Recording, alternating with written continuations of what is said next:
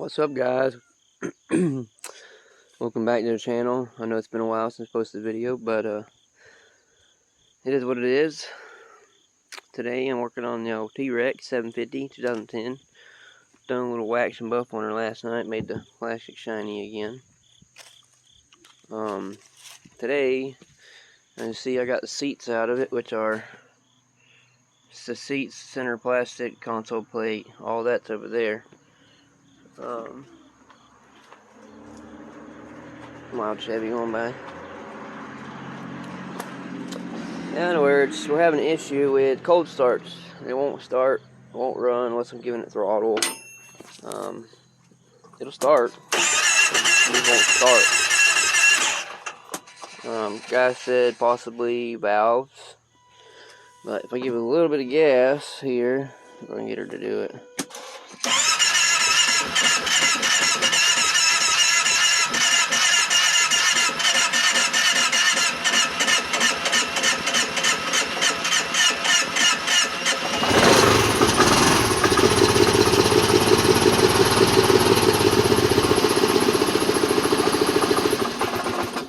It will not idle. But once I got it to start,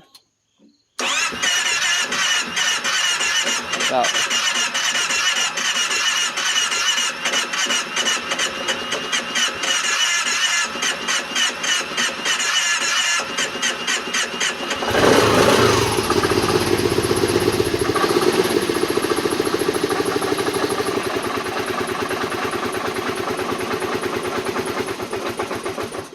will not idle until it warms up. And by warms up, I mean I can drive it probably 5 miles before it's hot enough and runs good enough to idle.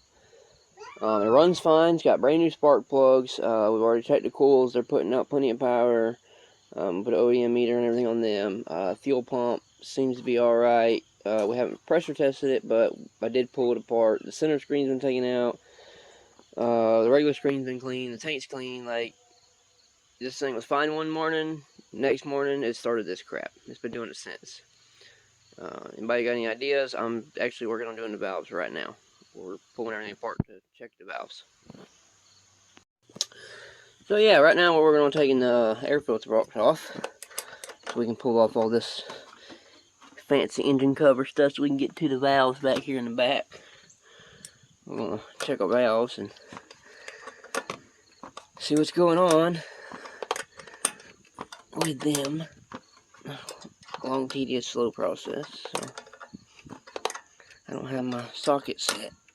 My wife has it in her truck. So right in a second, I'm using just a wrench just to get this off. Once we get down to the motor, I'll go get the socket set and all. But I'm not in no hurry today.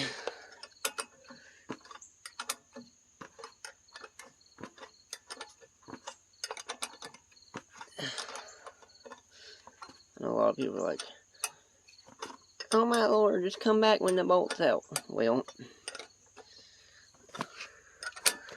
sometimes you just want to show how long it takes to dang bolt out with a wrench. Ratchet me a little quicker, but hey, what we gonna do, right? Sometimes you just crack them loose and they're easy enough to just turn right out. Not these ones. These first time these have been out since 2010 when it was made. Probably 08 when it was made. I've never had the airbox off of it. Bought it from another gentleman that had it basically since new. And I know he never really done much to it other than basic service, so.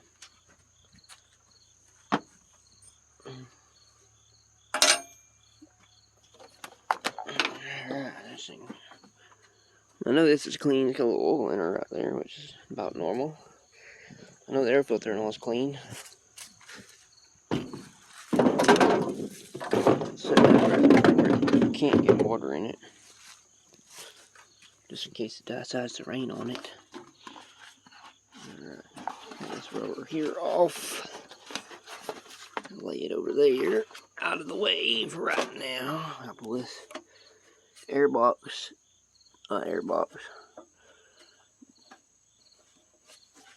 clutch box plastic over out the way. Might better get it out without taking it out. I don't know. We'll see. It's my first time having one of these apart, so I'm learning my way myself down this far anyways. On the back, I had the front cylinder apart to do a little work on it when I first got it, but this back one, this first one, I've actually had to pull it apart. So I guess we'll pull these little covers right here off, top and bottom. I guess we can get to our valves right there and check them without having to pull the whole deal, because the whole deal looks like it's what holds the head on. Alright guys, so we got the rear cylinder little cover off here, and these valves were so tight they had no play at all in them. So I went ahead and adjusted those out to 5 thousandths. That's the intake side. That's where it's supposed to be. So we're at 5 thousandths now, and it actually tries to start and run easily.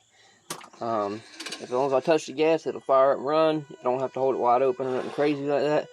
So now I'm pulling this back, the exhaust side, off, and we're gonna check those and make sure they're at 8 thousandths. Because it says 5,000 on intake, 8,000 on exhaust. So we're gonna check them and see what's going on. And yeah, the oil is everywhere because I started it without the little cover on. Yeah, sorry, it is what it is.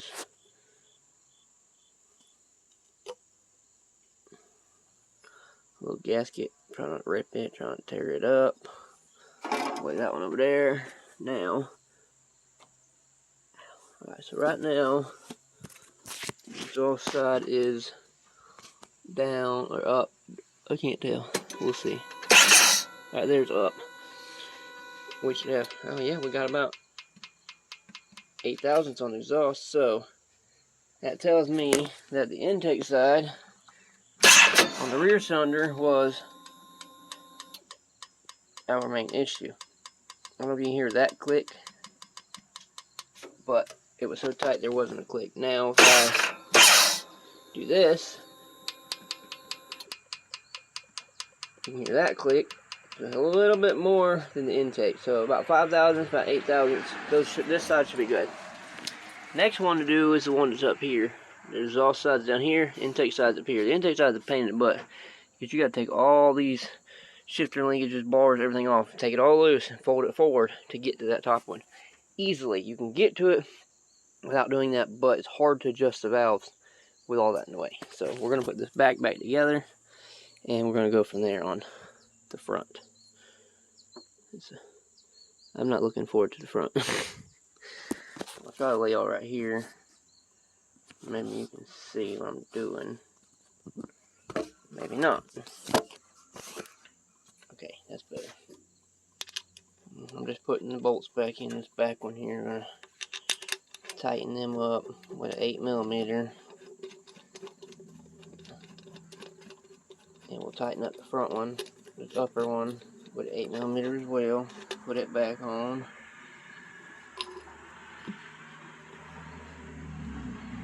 It shows you dirty side to clean side. That's the dirty side, that's the clean side. So,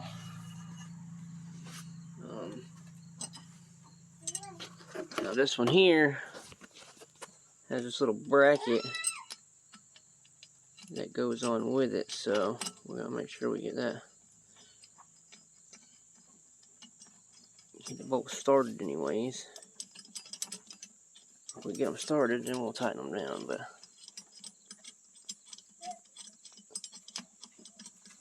I'll have to degrease this old girl because we got dirt everywhere, or oil everywhere. I'm starting it up without the intake or the intake valve cover on, I shall say. Those are snugged. Now we're gonna snug them up by hand by the old ratchet here. I don't want to kill them because they're aluminum. Strip threads right out of aluminum easily. So we're gonna change sockets here. It's a 2010 teryx750. Just for those of you that are just tuning in, don't know what buggy it is, wasn't paying attention to the very beginning of the video. Alright, so now we got both valve covers back on the back. We're gonna go ahead and give her a start. No throttle, no nothing, just started and ran. Now I've only adjusted the rear cylinder, I have not adjusted the front.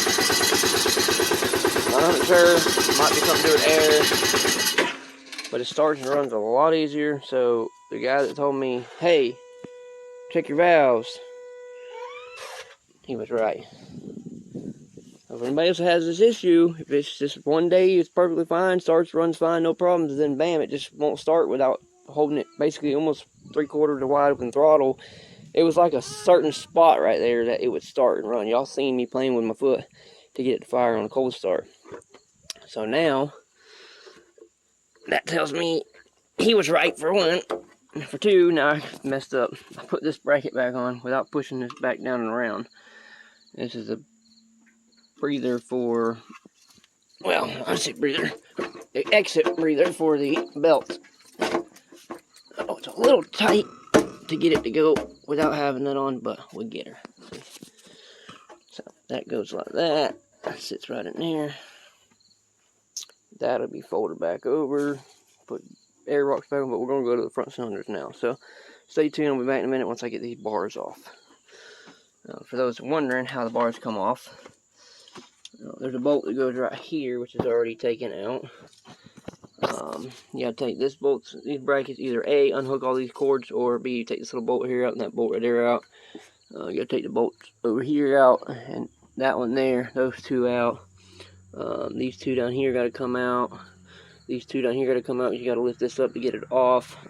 A few different things to take off, but I'm gonna try to get to that side without doing all that. So let's see what we can do. Alright, so we got the exhaust side off. I did get this loose, but I haven't got it completely out because it's connected to the shifter back here. So it's not wanting to fall forward far enough. It seems like it hits everything. So I'm just going to try to pull everything out of the way and get to the intake side. But right now we did get the exhaust side open to where you can check it. So we're going to go ahead and see if we can put the light down there. Maybe see if we can get the top on the top for you guys. Alright, that should be top. We should have about 8 thousandths play. It's just kind of hard to do. That seems about right. So I think the exhaust side's fine. We need to check the intake. So it seems on this buggy this time the intake has been the issue, intake valves. So that's something for you guys in the future to say, hey, I've gotten the same issue, let me check my intake valves, or I got issues similar to this. So it gives you an idea that you might not have to worry about exhaust valves, but maybe the intake valves. Once in a blue moon this thing would backfire, like only on startup though. Like when it was on cold start and I was giving it throttle, if I'd give it too much, if I pumped the throttle, it would try to backfire a little bit, but not really backfire, it was kind of like spit. So if yours doing that as well, check your valves. So these brute force, basically brute force damn engines, Kawasaki teryx engines, 750s, 800s. They're pretty much the same when it comes to the valves and stuff like that, and running and starting. I know the four-wheeler engines are the same as the buggies, so any of your brute force four-wheeler parts will direct bolt into your engine on your T-Rexes, some of them. Of course, if you go too far years apart, then they're not going to. But anybody else having an issue with cold starts, or not wanting to start, or not wanting to idle, check your valves. Check your intake valves, especially on the back cylinder. For me, has been my issue so far. I haven't got to the front cylinder yet to see if it has an issue as well, but it seems to be better. Let's see if still not wanting to completely start and idle yet, so I'm thinking I still have a valve. But if I were idle right away, it's still dying. So even if I got a messed up valve on the front valve adjustment on the intake side should fix that little hiccup in the starting. But I mean, I ain't gotta hold it to the floor to get it starting nowhere. That's a good sign. So we're in the right track. Also, before I put all this back together, I'm going to, once I get the front valve adjusted, of course, I'm going to take it for a run and get the engine warm. You know, make sure it ain't going to start clattering or knocking or anything crazy. Just because we adjusted the valves. We want the valves to reseat themselves real quick, get some temperature in them, let it cool down tonight. Tomorrow morning, come out here, cold start, fire it up, see what happens. So, and then tomorrow after work, of course, I'll put it all back together. But today, we're just basically trying to get it to fire, get it to run, get it to work the way it's supposed to. Because, I mean, once it starts up and runs, it'll run all day. It's just a pain in the butt to get it to start. So, stay tuned. We'll be back with the front valve adjustment in a minute. Intake side, front cylinder.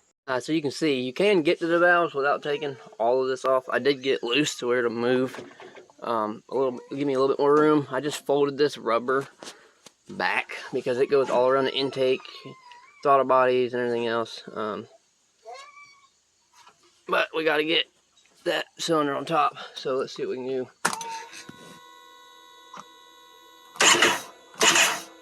That's up now.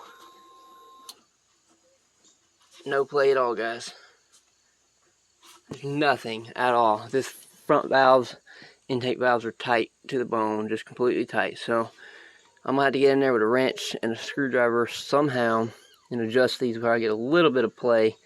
I'm gonna go ahead and bump it around to the next rotation just because. Double check it. That's up again. I don't even have filament play. I can't even feel play in there. So we're gonna go ahead and give them a quick adjustment. I don't know if I can get you guys to sit here where you can see me do this or not, but I can try.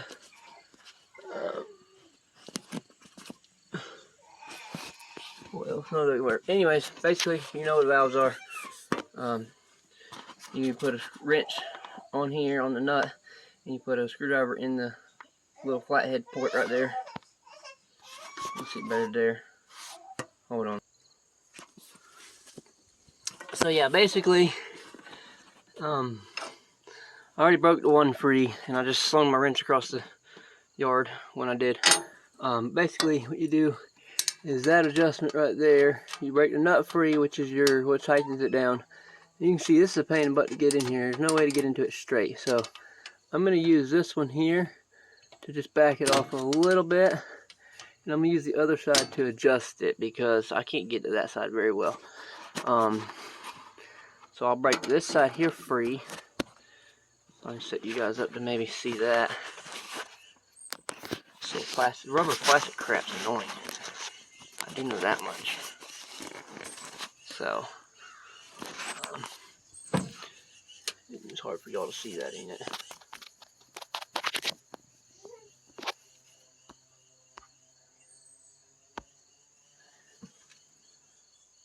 Yeah.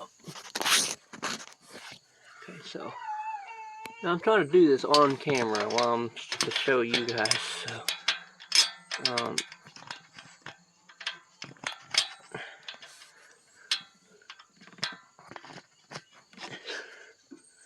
very, very, very, very hard to do.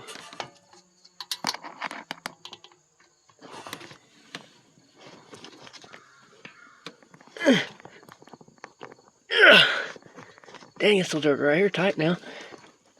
I don't know who put that valve on there, but holy crap. They weren't playing.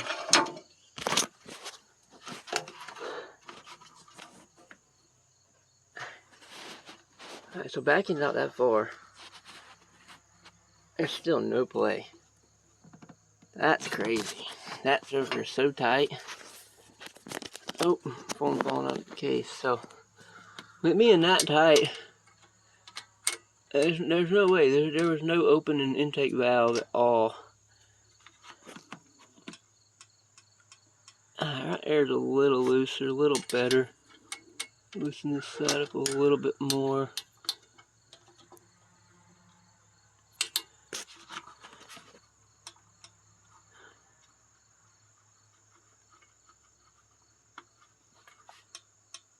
Alright, so right there, I got it pretty well decent on one side. So I'm going to go ahead and finish adjusting these, and we're going to try it again. I'll be right back. Alright, so we got the front cylinder valve cover and all put back on. My child on the porch screaming. Not really screaming, he's just whining and talking to the kitty cats. We'll see. First start since the front valve's been adjusted. Well, put it in neutral first. Look at that, guys. Intake valve was so tight, no fill. Front intake valve, same way. Changed both intake valves, adjusted them where they're supposed to be. Fires right up, runs good. Plenty of power back. No more spit and sputtering.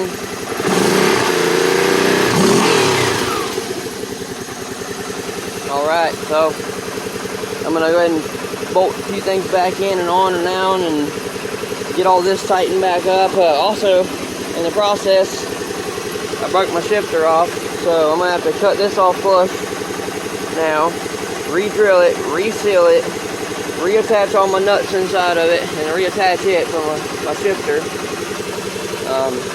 I might just put the factory shifter back on it for now, but for right now, guys, it's running, it's working. I am going to adjust the throttle a little bit. It seems to be idling a little high. I adjusted idle before because it was kind of idling low when I was having the issue, and it didn't want to idle. Well, now that it's not having the issue, I can idle it back down, that way it doesn't go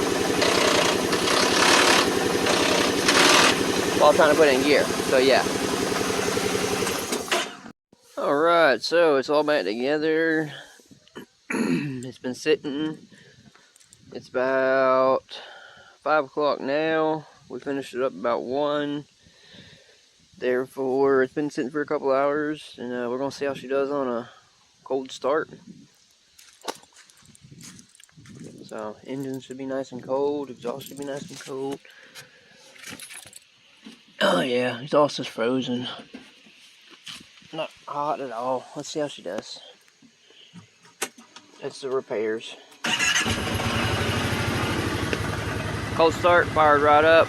Now touch the gas, nothing. So like I said, anybody else has this issue, intake valves was my repair, even after going through a bunch of wiring and crap and testing this sensor and testing that sensor and cleaning the fuel tank out, cleaning the screen out, putting new spark plugs in it, making sure, I went through everything that had to do with fuel, fire, and air. And then I went to the valves, which has to do with air. And fuel and fire, technically. But that was the problem. She's fixed. Appreciate you guys watching. Stay tuned next time.